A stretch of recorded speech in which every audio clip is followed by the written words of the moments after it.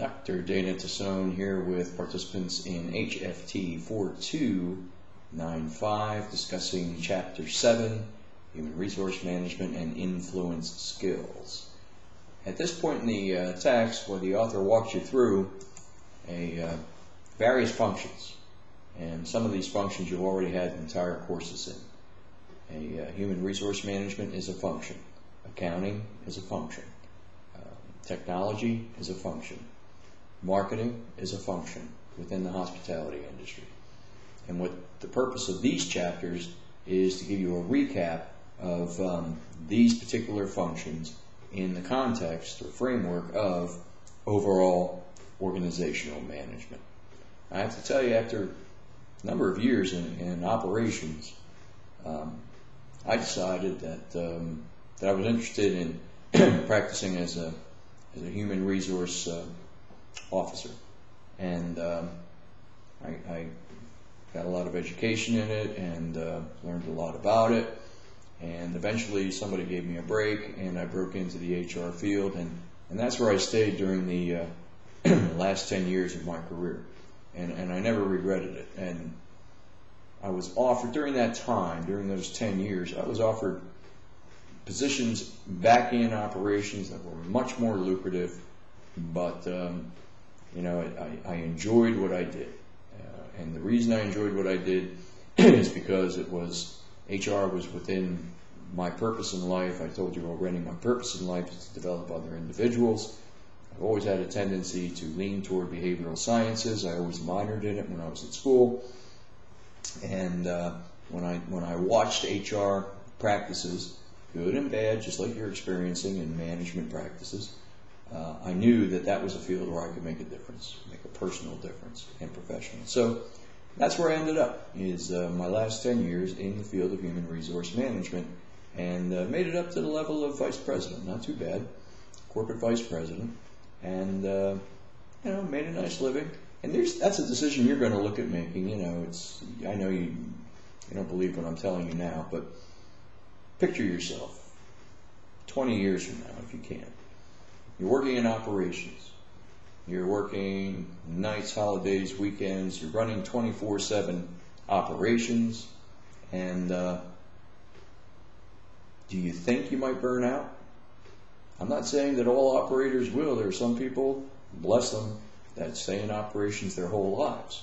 But what if you decide that you want something more in terms of life balance, but you want to stay within our industry?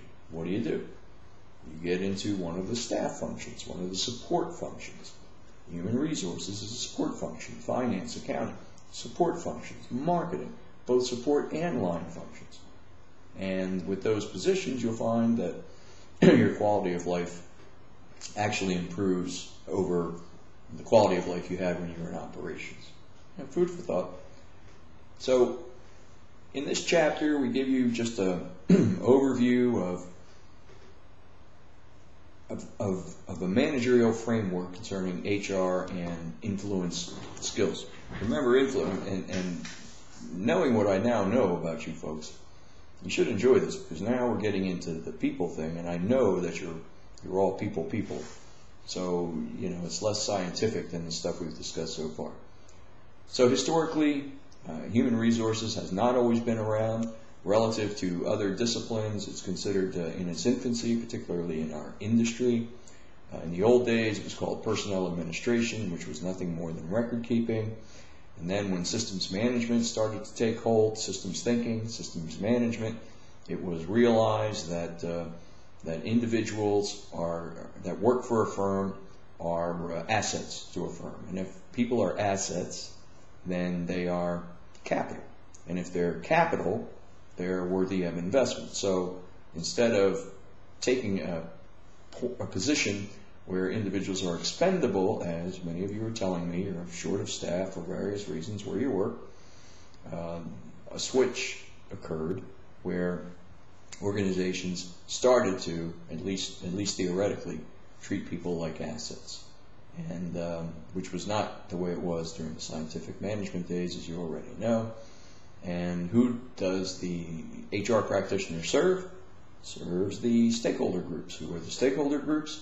They're the shareholders or stockholders, the customers, the employees, and the community. And HR is a very precarious type of position because an individual really needs to come from a power base, because that person is responsible for juggling the 4 stakeholder groups much more so than any other function in our industry. And I go on to describe what human resource management is.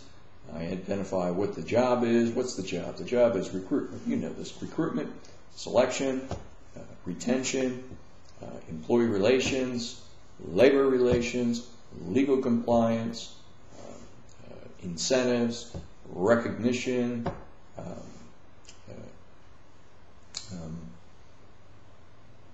performance management, systems. It's all those things that are geared to providing quality of work life to individuals within an organization, not just because they're nice people, because you expect to invest in them for the expectation that they will provide for the organization excellent customer service, excellent guest services, equates into revenues, revenues equates into profits. It's all a business here, equates into profits and repeat guests. Very simple equation. But as you know from your experiences out there, this isn't the way many people practice management. You're going to be different because your generation is going to change hospitality management. You're going to turn it into professional management, like I've been saying all along. One key thing to remember, employee relations and labor relations are not the same thing. Employee relations has to do with legal compliance and legal procedures and quality of work-life issues. Labor relations has to do with dealing with unions, where there's a bargaining agreement in place. So a lot of people confuse that, so try not to do that. Read through the chapter, you'll see it.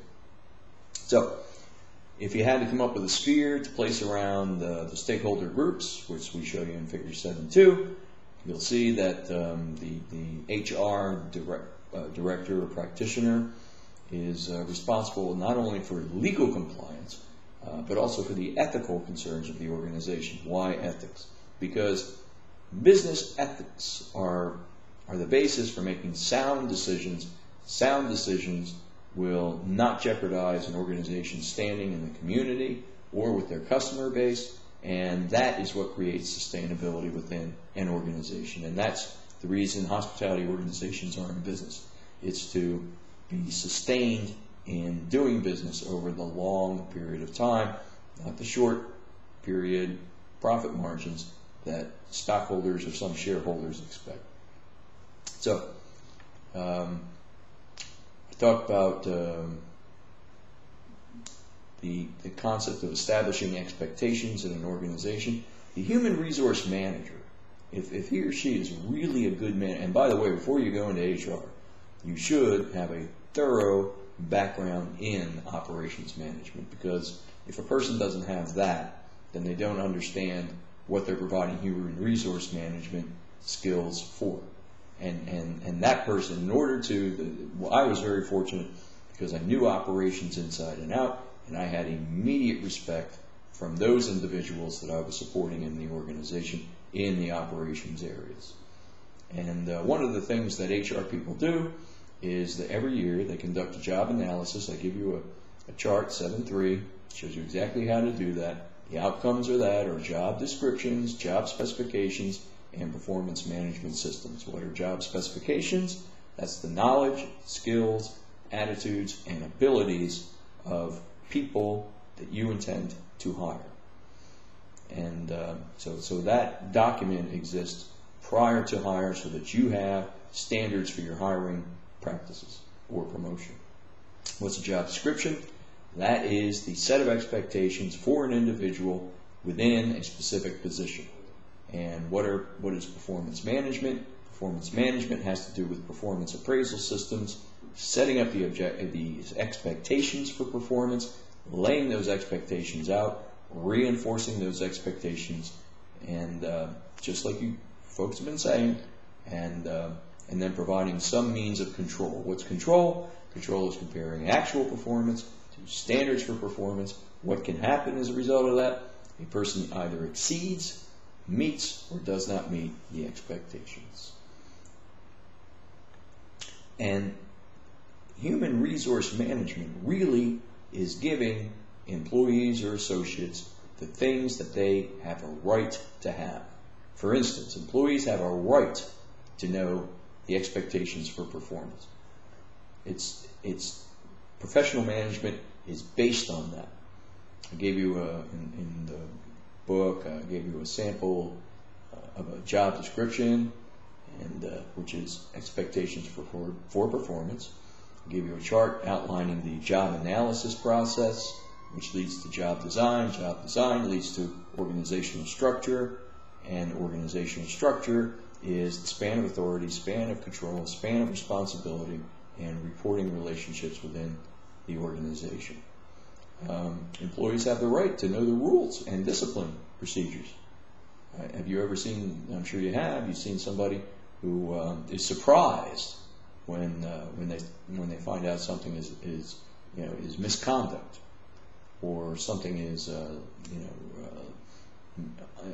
under the standards of performance.